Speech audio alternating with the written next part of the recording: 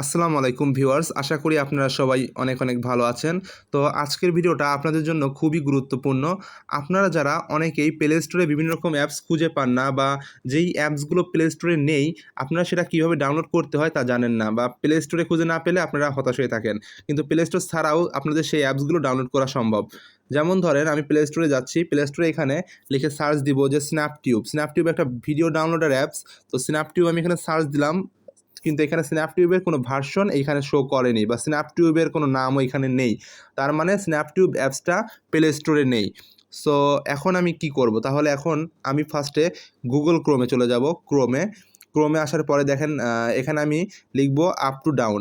Up to down, এই যে up to down চলে আসছে। আমি আপ টু ডাউনের উপর ক্লিক করলাম।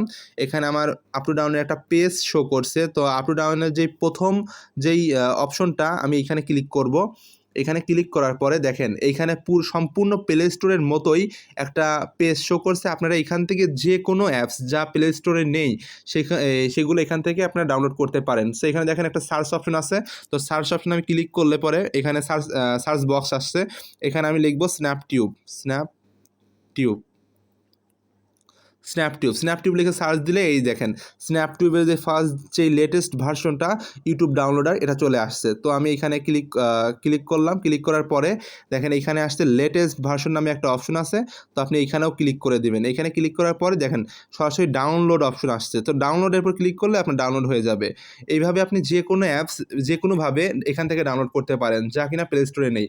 আশা করি আপনার ভিডিওটা ভালো লেগেছে। যদি ভিডিওটা ভালো লেগে থাকে তাহলে অবশ্যই সাবস্ক্রাইব করুন এবং পাশে থাকা বেল আইকনটি প্রেস করে দিন।